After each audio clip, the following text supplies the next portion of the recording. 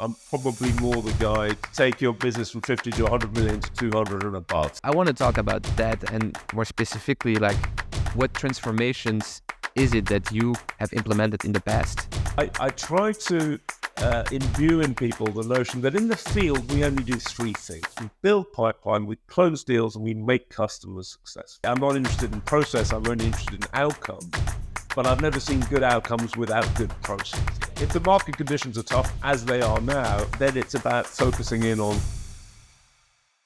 Today, we are hanging out with Martin Mackay, the Chief Revenue Officer at Versa Networks.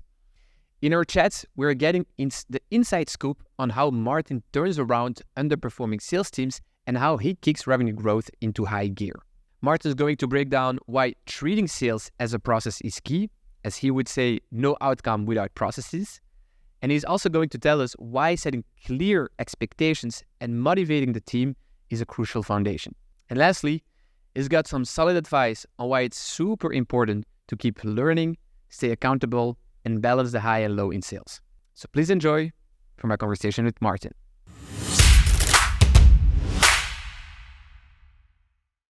Hi there. Are you identifying anonymous companies visiting your website and automatically sending them to your CRM for sales team to convert? If not, you may want to check out Dealfront. It is Europe's leading go-to-market platform. With Dealfront, you can discover exactly what your website visitors are looking for and engage with the right leads at the right time with a message that captures their interest. By the way, they are already serving more than 10,000 clients across 27 European countries. To learn more about Dealfront, go at wearesales.com/Dealfront. Again, wearesales.com/Dealfront. Hi, Martin. It's super nice to have you on. First of all, thank you so much for making the time to have this discussion. I'm super curious to deep dive into your experience because you mentioned a couple of interesting things during the preparation. Say too much about it now, because for now, I'm kind of curious also about you. Could you please introduce yourself to the audience? And while you're at it, can you also bring a couple of past experiences? Sure, I'd be delighted to. And Dylan, first of all, thank you very much for having me on the show. I appreciate it very much. And hopefully over the next few minutes, we can explore some things that are useful to the audience. But my name is Martin Mackay. I am currently the Chief Revenue Officer for Versa Networks, a pre-IPO Santa Clara-based company. I actually operate out of London, and run the global field for Versa.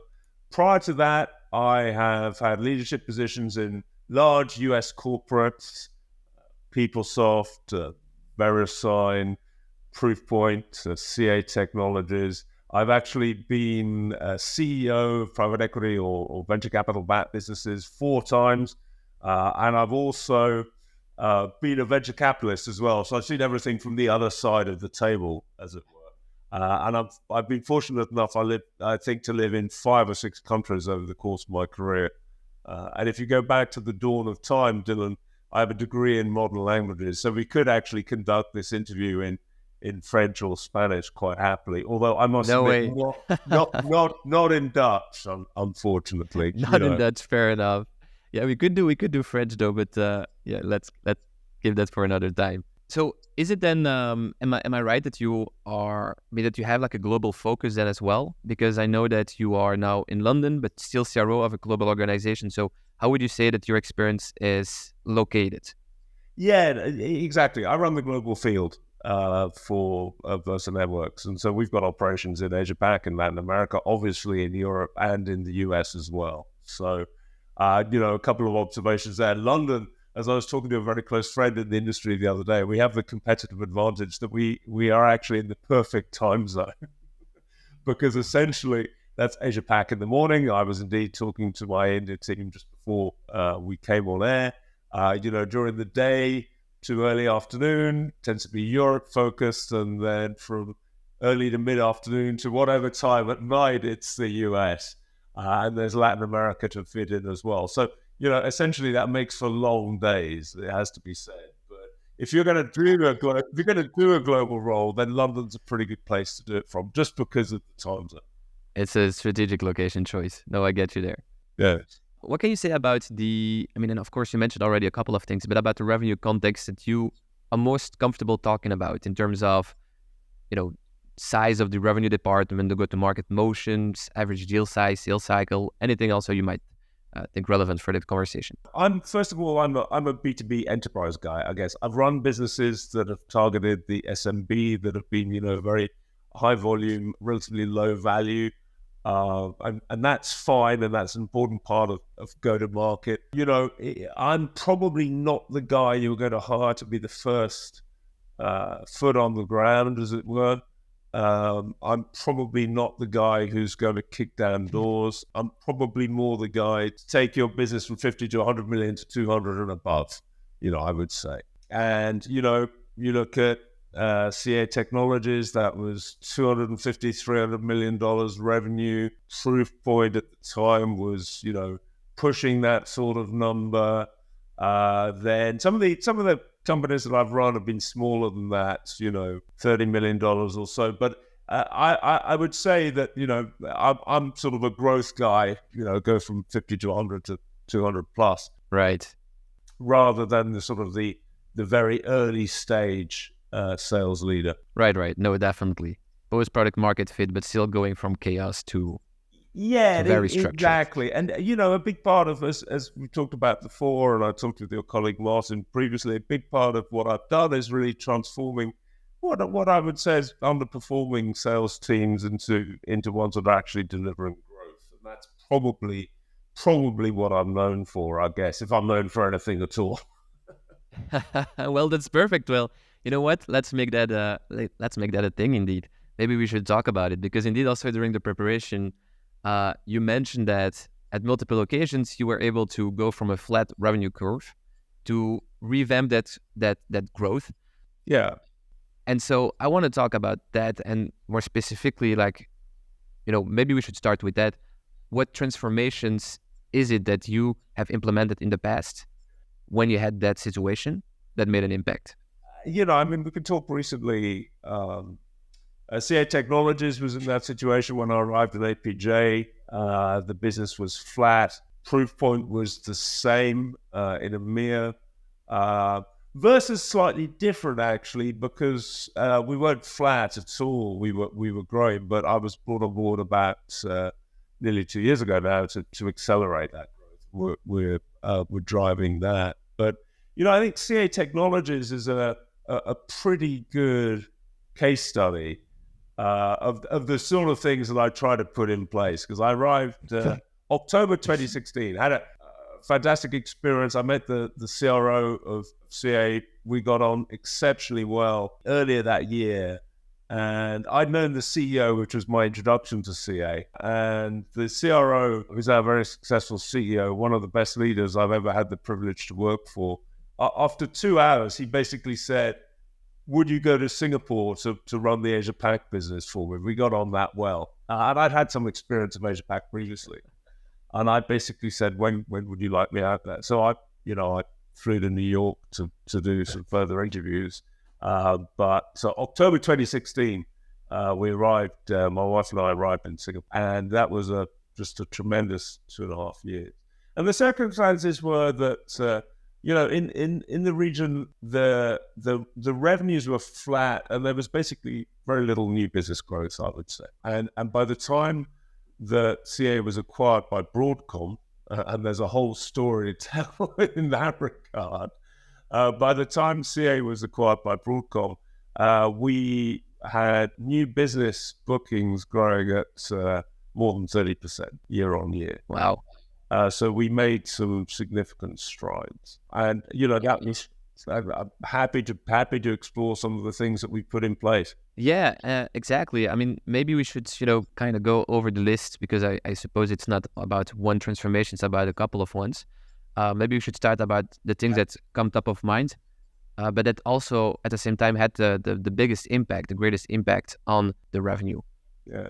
Look, I think there are 3 things that you have to do.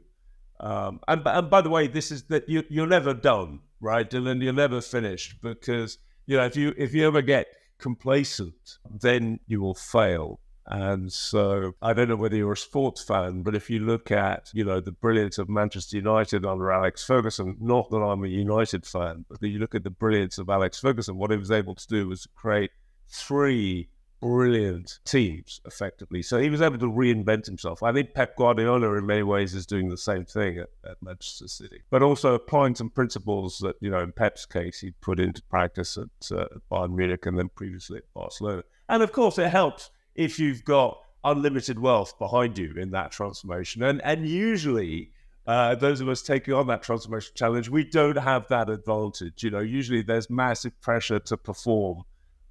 We have to deliver results. And although there's obviously pressure on Pep, he's got that long-term support from his chairman for sure that he talks about all the time. And quite often, as we know in the technology industry, that isn't there. So I think that there are three things that you have to do very quickly. You have to, first of all, establish some ground rules about your expectations, make expectations really clear. You have to motivate the team as to, why the future is going to be different from the current situation. You've got to get people excited first. The way I like to put it, Dylan, a friend of mine who's an executive coach, consultant, transformation expert, he says, lead with the heart and follow with the head. You've got to get people emotionally engaged, first of all. And so that is a lot about setting out the vision for how you want the business to operate. That's a lot about setting the ground rules, about expectations. It's very much about being visible and being at the forefront. You can't be a desk-based leader. You've got to be out meeting people, meeting customers, meeting partners, putting everything you say into action. And of course, you've got to be assessing the leadership team, because if you're leading a team, as I was in CA, of 600, 700 people, something like that, I can't communicate to all 700 people directly. I've got to be going through the team. So I've got to make sure that my team, and indeed, my team's team, are aligned with the values, the principles, what we're trying to achieve. So that's sort of the first thing. You set the ground rules. You lead by example. You try to inspire. You also assess the leadership team. I have this test, I guess, which is, I call it my Ulaanbaatar test, because I was in Ulaanbaatar, in the capital, as I'm sure Mongolia, for a conference with two colleagues.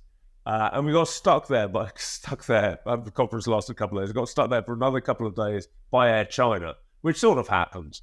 They forget people, flights are cancelled. And so we were there in Ulaanbaatar for, whatever it was, 36, 48 hours together. And as a result of that, we became really good friends, two members of my leadership.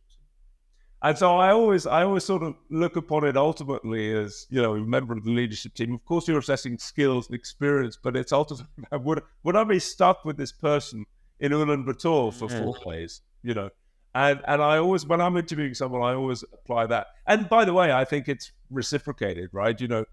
Would that person want to be stuck with me for 4 days in literally outer Mongolia? That's interesting. So that's sort of the team assessment. But you put that in place and you set your expectations, and you need to be really clear about the behaviors. The second thing, in more practical terms, sort of driving sales, is that, I learned from, again, a great leader that I worked for, who ingrained in me that sales is a process. And if you work with me, you'll hear me say pretty similar things very consistently around, I'm not interested in outcomes. I'm not interested in process. I'm only interested in outcomes.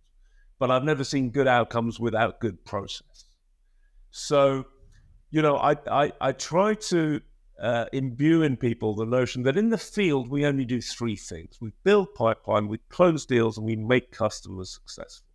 And then you've got to drill down on the behaviors that you want in terms of building pipeline. And that's all around, obviously you need the support from marketing, but that's all around activity, having the right target accounts to go after, taking accountability for one's own pipeline, and driving the right contact with the right value proposition, of course, putting the effort in to build pipeline, to get that early contact across your target base. And one of the things I learned at CA, which may be very obvious to other sales leaders, but it took me a long time to figure this out, and I'm no doubt very slow. And so, as I say, this may or may not be useful, but For a long time in previous businesses that I was running, I looked at pipeline as a gross level, or maybe at a regional level. And then, of course, it came to me at CA that pipeline starts with individual performance, individual reps putting opportunities into Salesforce, which whatever other CRM you're doing. So as well as looking at the macro picture, I then started to drill into the individuals and started to look at, what makes someone really successful at building pipeline, and what were those behavioral characteristics. And A, that's quite a good guideline for hiring. But B, what can I take in terms of those best practices and transfer across to people who are struggling? So, for example, rather than just cold calling, can you seed that cold call with an introduction through someone you know on LinkedIn? That's very obvious. But can you also take something you think might be relevant to the target prospect and send it to him or her? Not acres of email, because we all have about a 15-second attention span these days, but something really pertinent. Can you use your channel to go and influence the target you're trying to get to? And if you haven't got those channel relationships, go build them. So that's part of, the job as rep. It's not just the responsibility of the alliance team to do that. And then can you use all of that ecosystem triangulation as an executive might have got a relationship, to get in, and provided you've got a value proposition that's relevant to the prospect. That's probably, the key thing that you're looking to do. So one of the things I learned was, as well as looking at the pipeline, the macro level, get down to the individual rep. And then, that second aspect in terms of process, closing deals, that's all about just using sales methodology. And in particular, I'm a MedPick fan. Using MedPick appropriately, and not looking at it, as I like to say, as a task, but looking at it as a tool. Don't fill out the MedPick form that you may have integrated into Salesforce just to keep, your regional VP happy. Do it because it's going to help you close the deal. It's going to help you qualify. Have you really got a champion? Or the latest parlance is the sales catalyst. Someone who's really going to push your solution, who's really going to say, we need to deploy, technologies, instance, whatever the solution was we were selling, DevOps capabilities. Have we got someone will that person give us access to power? Is that person in the sales catalyst context an influence? So, that's the sort of detail you've got to get to when you're getting to sales review. And then making customers successful. That's very simple, which is, it's not just about doing the first deal, but it's about owning the account and staying through the whole customer lifecycle, the customer journey. So, the first thing is, I guess, as everyone says, work with the right people. Second is give them clear guidelines as to how they need to behave, in process terms, although allow some creativity as well. And then the third thing is foster an environment of continuous learning. That's the other thing I think is really important. And that is learning. Obviously, you've got to have product expertise, you've got to have industry expertise, you've got to be bringing value to the customer all the time. But also that's for me as the leader as well, which is making sure I'm listening to my team and understanding, okay, what are the problems? I'm not sitting in an ivory tower pontificating theoretically. And that's part of, again, leading from the front.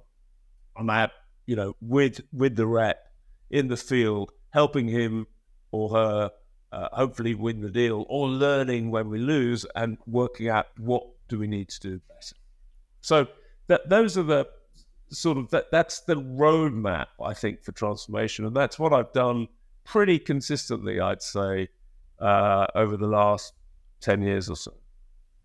Martin, I absolutely love it. And just the fact that you can talk about it in such a structured way is evidence to me that indeed it is not something new. It's not something you just came up with, but it's something that you have applied for as you said, just the last 10 years. Hi guys. Before we dive back into the episode, I've got something super, super exciting to share with you. Mark your calendars for May 16 because We Are Sales 2024 is happening. And this isn't just any conference, it is the conference for European sales leaders where you can expect to learn from the best and be surrounded by the most ambitious revenue leaders from Europe. And so whether you're an aspiring sales leader, sales director, VP sales, or chief revenue officer, the We Are Sales Conference is truly the place to be. Tickets are now available, and you can grab your ticket by visiting our website at wearesales.com/conference. Again, it is wearesales.com/conference. And now back to the episode. I think there are also a couple of things that I want to unpack. Sure. So to circle back to maybe the first thing, really restating the expectations. Why was it so important in the first place? Is it because people just didn't have a certain work ethic, or they didn't just see the same thing as priority inside the team? What was it that's so important about setting up the right expectations in the first place? Yeah, usually when a new leader is brought on board, it's not because everything has been going fantastically well. It may be because somebody has retired, and that person's been really successful, in which case, probably the life lesson is you don't want to be that person's successor, but probably that person's successor's successor. Again, the Manchester United example is a good case in point, right? David Moyes had no chance after Alex Ferguson, but maybe others should have done better subsequently. So usually there's a problem, right, in some shape or form, and that problem is reflected in the fact that the numbers are not being delivered. But, you can shout at people and say the numbers are not good enough, but that doesn't really achieve anything. You need to diagnose why. And usually, there are only three reasons, right? Either you've got no product market fit, your products have been surpassed by the competition, in which case there's very little that a leader can do. Or the market conditions are tough, but your product's relevant, in which case you've really got to focus in on, okay, what's the value, what's the ideal customer profile, where can we win, and get people focused on that accordingly. Or you've just got the wrong people. And it doesn't mean that people are bad in themselves. It just means that maybe they're just in the context of the company you're working for. I remember there was one individual, obviously I won't name him, but there was one individual who was very talented. And early on in my tenure, I said to him, are you up for the fight? And he said, honestly, no. I said, no, no blame. I don't think so. I think we need to part company. He said, yes, I agree. And then I appointed someone into his role that was head of channels and alliances. It was slightly left field, but this person who was slightly languishing in the wrong role, and he flourished in this role. And made a very good friend. And so, you've got to diagnose what the problem is. The problem is a market problem. And by the way, Dylan, I've run businesses where I've come on board thinking, okay, I can reinvigorate this business with, my energy, drive, leadership, whatever. And then I've just discovered that, the products have been passed by. Then, as a leader, you're in trouble.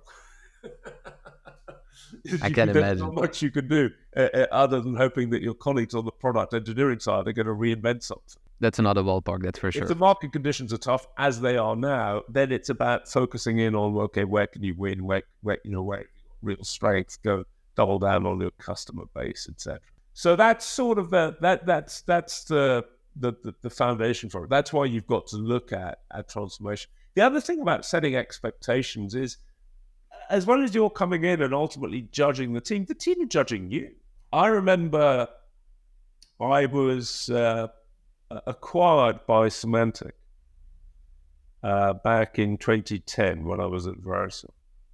And there was a leader, obviously who will remain nameless, who came onto the all hands at the start of introducing Symantec to Verisal. And he said, right, welcome, we've acquired you. I'm summarizing, of course. And let me start by telling you all about myself. And I remember going on mute to one of my close teammates and say, this guy's an idiot. He's got 400 people who he's just acquired, who are all worried about their jobs, want to know the direction of the company. And he's going to spend 20 minutes, half an hour telling us his biography. If I want to know someone's biography, I'll go to LinkedIn. What I want to know is, what are your operating principles? Do I want to be part of that team? Am I inspired by you? Do I actually trust you? Particularly when, everyone's nervous when a new leader comes on board because it's the first thing he or she going to do, going to replace everyone with his or her old team. So you got to be conscious of that. I actually make a point as I come on board saying, hey, if you want to know my track record, go onto LinkedIn. You want to talk to any of my connections, you can, because I pretty much know them all, or at least I've had some contact with them. But let's talk about what we're going to do in the future. And you make it about the team, you make it about principles, and you try to inspire that way. I love that. Yeah, it's to come back with what you said at the beginning. Lead with the heart, follow with the head. Exactly. And that's not original. And, one of my true skills, perhaps, is plagiarizing other people's brilliant ideas and putting them into coherent order. That's a quote from a friend. I was actually with him yesterday, and I think he summarizes it brilliantly. Exactly. I would agree with that. And so, it's difficult to get excited about saying we're going to grow EBITDA by 20% this year. But if you say there are three things that we want to achieve. We want customers to have an incredible experience using our products. We want employees to regard the next 2 or 3 years of their career as the most fulfilling and exciting. And we're going to do that through focusing on, taking this product set to these customers, transforming them. This is how we're going to compete. We're going to create an environment where people can give very honest feedback. And as a result of all of that, we're going to hit certain numbers. By the way, the score is important, right? You're not paid for effort, you're paid for results. That's really important. But if you focus just on the results, you won't get you probably won't get them. So it's that process outcomes balance. Yeah. You look at the end destination, but you don't look at the vehicle that you need to do this. I mean, to get there. And so I get it. You need to define a vision, to motivate the team with it. You need to reset expectations. And then ultimately we come to then, I guess, step 2 of your approach to it is really looking at sales as a process and really looking at behaviors and activities that needs to be performed. And so I also like what you said there, because you looked at what type of behavior is providing successful outputs. And so I wanted to ask about that. Like, how do you go about it? How do you go to make it very tactical? How do you go and look at what types of activities are actually performing? Yeah, a great question. So there are a couple of things. I mean, there are technologies that you can use that will give you activity analysis, first of all. So, if I'm looking at a rep who's overperforming, I'm pretty interested in, what people.ai has to say about his or her activity. You obviously want to measure things in terms of, okay, is this person selling to 10 install-based customers? How much new business is there? Because it's pretty easier to sell to a customer. What does the territory look like? But fundamental activity. And then simply on that basis, I'm going to talk to the rep and say, look, you seem to be doing really well. Can you tell me what you're doing? And then I will equally go and talk to another rep. And obviously we'll do this in conjunction with the managers as well, because it's really important that you get, your sales first-line managers, probably the most important role in any sales organization, aligned. We'll go talk to the rep who's struggling and say, talk to me about what you're doing. Have you thought about this? And I think, ultimately, everyone knows in sales, numbers matter. So you don't, I guess the way I try to approach that as well is, and I sometimes fail because I'm a sales leader, and sometimes you got to, throw the boot across the dressing room at your best player, right?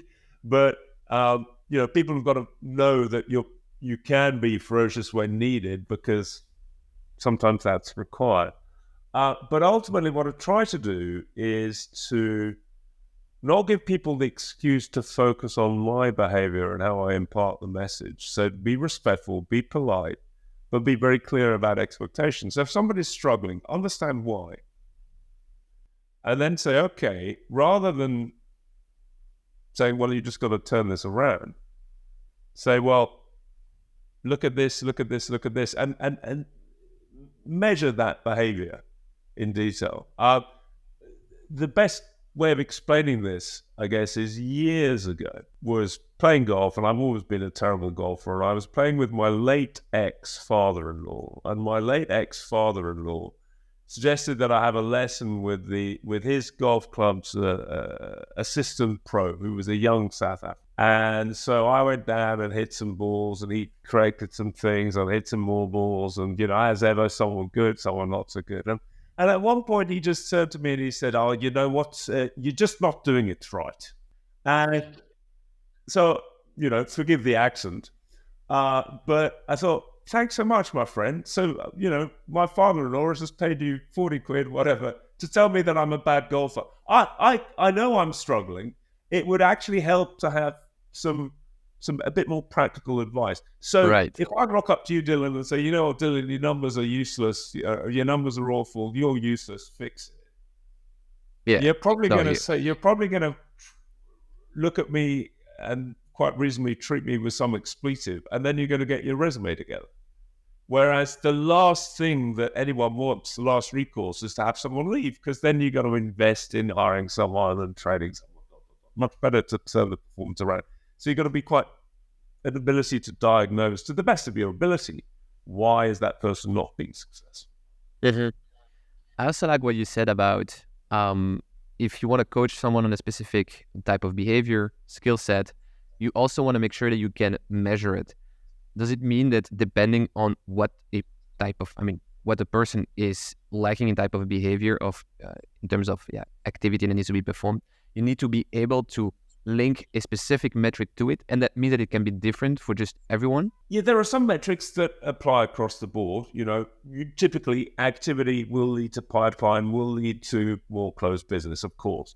But let me give you maybe just another tangible example, and he's a very good friend, and he may be listening to this. So if he is listening, I might even send it to him to say, you should I talk about you, but I'm obviously not going to mention who it is. He was a sales leader of mine.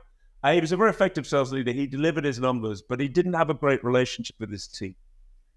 And so when the numbers when things were tough, his team weren't necessarily with him, and that's because he was quite autocratic. He was quite distant. He would keep his door closed, and I remember, and he wouldn't talk to his team. So this observation. So this is different from the numbers. The numbers were broadly good. I remember going to him to say, "Okay, you're going to hate me for this, but you will thank me eventually. Although the process will be you're going to hate me, but I'm not giving you a choice here." And we talked through his leadership style. I said, "Okay, what I want you to do is over the next week, I want you to measure the number of times you talk to your team face to face, and I want you to measure the number of the hours that your door is open in the office. And in a week's time, we're going to review that. Because what are we trying to achieve? We're trying to create more empathy between you and your team." And he sort of looked at me as if he did hate me. I said, "I told you you're going to hate me, but we're not going to check. This is, not optional." At the end of the first week, we reviewed what he'd done. Whatever the numbers were, I honestly can't remember. This is nearly 15 years ago now. And he said, I said, "Okay, how do you think you did?" He said, "Oh, okay." I said, "Okay, where do you think you can get to next week?" And we set goals and we measured that. And over 3 or 4 weeks, things changed and it became more natural behavior. And another colleague, the time my legal counsel came to me and said, "What have you done with this person? He's totally transformed as a leader." And this person is another very good friend, legal counsel, typical legal counsel, quite cynical, and who'd always said, you can't change someone. I said, "Yes, you can." So, I love it. That's just one story about measurable behavior. Now, equally, in a sales context, measurable behavior is, how many calls are you putting in, how many emails are you sending, but not just on volume, but how many contacts are you making, and what do you think is a good number of contacts? How many meetings should you get? And obviously, experienced reps are not necessarily great at prospects. That's why you sort of get the young BDRs out there sort of cranking the phone. But what you're trying to do is to say, hey, if you do get through to a senior person, do get through to Dylan, for example, then you, as a 25-year experienced rep, must be a better person to articulate the value proposition, say, Dylan, this is why you should talk to us. Can we have a follow-up meeting? Then some junior guy has been doing it for 3 months. So you try to coach that and talk about, okay, what are the inputs and the outputs? I like that thinking also because I mean that's more on my side, and again my type of business completely different to your experiences, but I think that we can generalize this, that looking at inputs and behavior is what most of the attention should be put on. I think you might agree as well with that, but I know that, I recall from the conversation you also had in the preparation, is that during the performance meetings, you actually split it, also the discussion of forecasting and pipeline. And I think that to a certain extent also has a link to it. So can you please share that, the transition? Yeah, exactly. Obviously, we are paid as leaders in the technology industry to deliver the number, right? And that becomes the obsession. And rightly so, and it has to. But also, we've got to run in parallel and think about the future. And it's quite difficult when you conflate the two. I call it, you've got to have the Blondie strategy. And I call it that because of the seminal album, the band released in the 1970s, late 70s. I remember buying it aged 14 or something, Parallel Lines, right? And so I call it the Blondie strategy. You've got to run in parallel lines. You've got to have the short-term focus. And then equally, you've got to be thinking about, okay, 6, 9, 12 months out. And it's quite difficult to, with all the pressures of the quarterly numbers, quite difficult as a leader to do that. I fail as often as anyone in that respect. But if you can run your weekly forecast meetings and then have separate pipeline review meetings where you're bringing in your marketing colleagues and you're not pointing fingers, you're genuinely trying to solve the problem. I think that's a very good approach, and it's something that I put in place effectively in all the businesses I run, and it's something that even my current business, I think we could do a better job of that, frankly, because we tend to be quite focused on what's the next quarter going to look like. So that's something that we did, where we had separate review meetings, and that just reinforced the message to the leaders across the business that pipeline was important. And that may sound obvious, but sometimes you need to be reminded of that. I think that's very fair to say. I think we need more to be reminded than we need to be taught. So I think that's a fair thing to say. Yeah, exactly. I mean, there's nothing here. I wouldn't claim any particular deep brilliance or original insight in anything I've said, Dylan. I think you put it really well. It's just a lot of us try to operate that way. We just need to be reminded. In fact, one of the things that I would say that this conversation, the preparation for this discussion, has been very helpful to me, because it's reminded me of some things that maybe I've forgotten to put in place at Versa. Look at that. I like to hear that.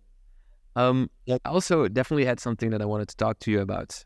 And I think you also kind of mentioned it while you were explaining the 3 different aspects. But you mentioned in order for the customer to be successful, that it is actually also the responsible of the reps.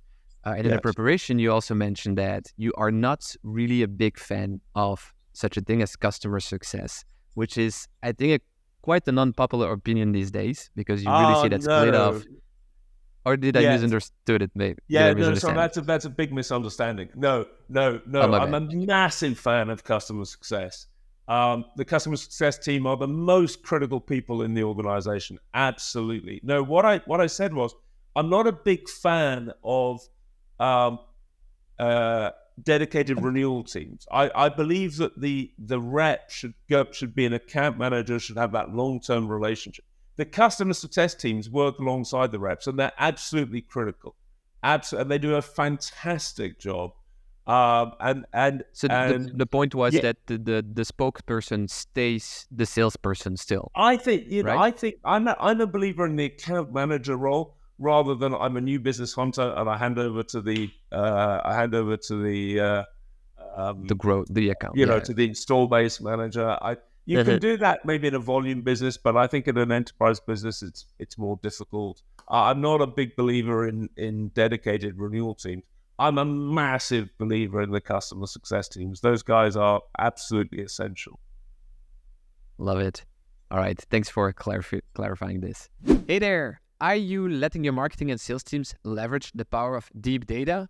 If not, you may want to check out Dealfront. It is Europe's leading go-to-market platform. And Dealfront draws from 3 channels of data: EU company databases, multilingual web crawling, and trigger events. And so this allows you to identify accounts exhibiting genuine buying intent, pinpoint key decision maker, access their contact details, and seamlessly integrate with your CRM for streamlined operations. With deep data comes a deep understanding of how to reach your revenue potential. Oh, and have I mentioned that Dealfront was born and raised in Europe? Therefore, no need to worry about data compliance. They know all about it. Learn more about Dealfront at wearesales.com/Dealfront. Again, that's wearesales.com/Dealfront. And now, back to the episode.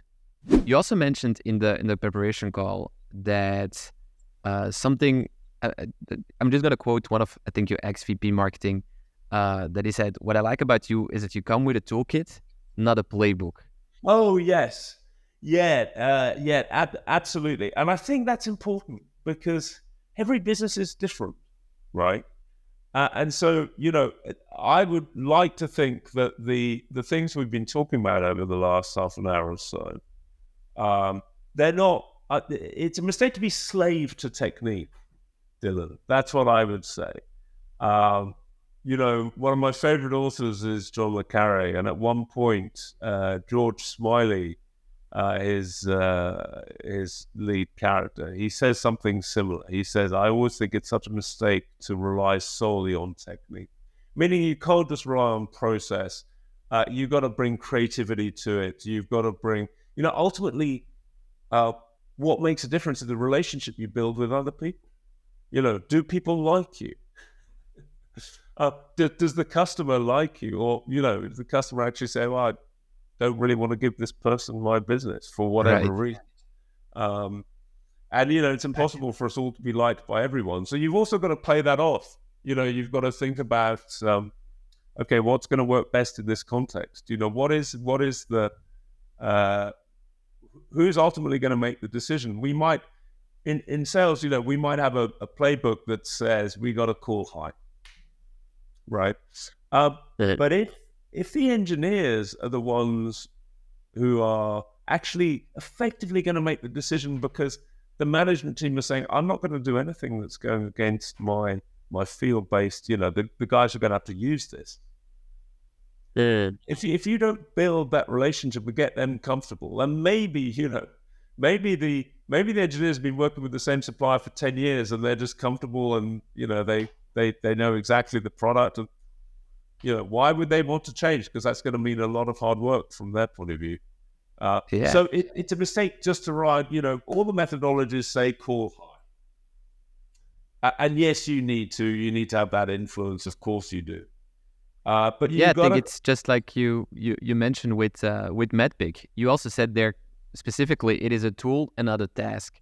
Yes, exactly. And I actually wanted to ask you, is it then indeed the case that you don't force people to use it? It is not a mandatory adoption of MedPick, but it is, you try to make them see the value out of it. And that the way that I approach it is it's a tool that you will use, right? But don't use it because it is so too there good. are certain constraints. There are some things you gotta set. If, again, to use my sporting analogy, there are, if you're the rugby coach, just have the Rugby World Cup, you're setting out your game plan and you want people to play to that plan, right? But you also, one of the challenges for England, although they did surprisingly well in the end, was that we were too constrained, not enough creativity. But here's the thing. What I want to do is to get people to understand the value of MedPick and to use it because they really see value. And again, the way to do that is not a top-down, but is actually to get, a rep who's sold a deal and who's used MedPick, to get him or her to, present how MedPick helped him or her win the deal. That's the sort of thing. But Right. yeah, is adherence to process optional? Not really. Although your ability to create slack for yourself as a rep to a great extent depends on the results as well. Let's be pragmatic about it. Exactly. Exactly. I think that's fair to say. That if your rep brings in the $1 million ACV deal and MedPick isn't completely filled out to everyone's satisfaction, then that's probably forgivable, right? Yeah. But equally, if you're losing a deal, sure as hell make sure your sales force is up to date. Yeah, for sure, for sure. Um, I like how you very often brought in like analogies that you could make with sports. I feel that you look at revenue at sales like it is a high performance sport because you can make a lot of parallels to it. I think we can also link this back to the third point that you mentioned, continuous learning, because I think that Yes. high performance and continuous learning really has to go hand in hand. And so how do you try to have that culture in place of continuous learning? Are there like specific questions that you make sure that you ask? Are there things that you need to repeat and repeat and repeat over and over again to the team? Like, how do you create such a culture in the team? Well, I think you've got to do a couple of things. First of all, sales enablement is probably an under-resourced, underestimated component. And if you've got a great sales enablement person, then that really helps. And you can put together a program of what you hope is compelling content around product or process or industry trends, etc. The second thing is you sort of reinforce that by just saying, it's important that we all take accountability for our own professional development. And thirdly, just trying to lead by example. One of the things that I've done consistently for years is I've put out a weekly column as to what's on my mind. So every Friday, my team gets a message. And it could vary, Dylan, ranging from, customer experience. It could vary. It could be about want to emphasize a particular process piece, or it could be just a comment on something that's happening in the industry, or just reinforcing some of the points we've talked about over the last half an hour or so. And, one of those is if you lead by example by saying, here's an evolution. And great example recently is the notion of the champion to the catalyst, right? I learned this through actually attending and being part of the definition of a new sales masterclass that I'm working on with a networking group. And was talking about the importance of champion, and somebody said, actually, there's evolution here, Martin. It's the importance of the catalyst. And we had a discussion about two, and the catalyst has a lot of characteristics of the best champions, but there is a separate definition, meaning a real focus on how influential is that person within the account. And, that's just a very small example of, always trying to go out and reinvent yourself. It's one of the reasons I love this industry. I've been in it for a long time. But, if I started my career as a programmer with Anderson Consulting, I was programming COBOL. Oh, really? Green screen ICL mainframe. And then we had client server, and then the first wave of internet and ADI business, and then, now the whole distributed computing wave, and now let's call it the cloud computing wave, sort of pre-pandemic and then post-pandemic, where fundamentally the entire perimeter of the enterprise is broken down. So you've got to reinvent yourself all the time and stay constant. And I love that. That's a challenge, but it makes the industry really exciting. I would totally agree with that. Maybe to close this conversation with, like, if you look back at your years in the profession, I'm sure that there has to be like a thing top of mind that you would say, all right, this, Dylan, that was by far my biggest learning. That was maybe was a big success. Maybe it was due to a big failure, But either way, there was a lesson that you took for the rest of your life, and maybe it could be interesting to bring it up because people might also learn. Yeah, no, facetiously, my favorite phrase is better to be lucky than good. But I would say that in pragmatic terms, maybe my biggest learning is to quote Kipling, the British poet, if you can meet with triumph and disaster and treat those two imposters the same. Sort of as an old boss of mine once said, it's never as good as it seems, it's never as bad as it seems. I think if you can try and stay balanced in success and failure, and when you're successful, not overestimate your contribution, and when you fail, be very brutally honest about what you could have done better. And I guess as a leader, to be first into battle and last in retreat.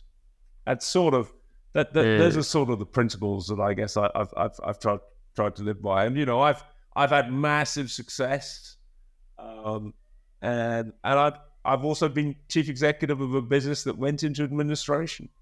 I can tell you that the success has been much more fun than the failure. I can totally imagine. That's for sure. But ultimately, I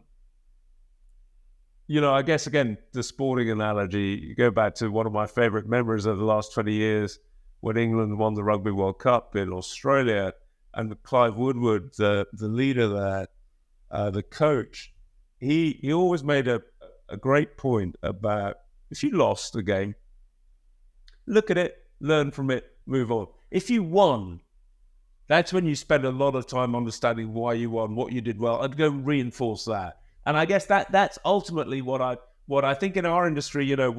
We tend to do, win-loss analysis. We tend to focus on the losses, the postmortems, and that's sure. Okay, what can we do better? But really understand forensically why did we win, and go and repeat that. That's probably the best piece of advice that I can give, and I try to adhere to. That's interesting. I will, I'll take this with me. Martin, thank you so much. Thank you so much for coming on the show, for sharing your years of experience. I've learned a lot for sure. I think that the audience has as well. Is there like a call to action that you want to do towards the audience? Is there maybe some job openings that you want to shout out, or anything else you want to shout out? No, again, one of my other favorite sayings is, a leader only has two problems, not enough orders, and every other problem. And I'd sort of leave people with this thought that my team hears all the time, which is selling software solves a lot of problems. So that's also true. That's what I'd recommend. But Dylan, it's been a pleasure. Thank you for your time today. Yeah, thank you so much, Martin. Again, I wish you nothing but the best, and I hope to see you next time. I look forward to it. Thanks so much. All the best. That's it. We've once again reached the end of an episode. I just really appreciate you all spending the time. If you like what you heard, don't forget to subscribe to the podcast. And until next week with a fresh new episode.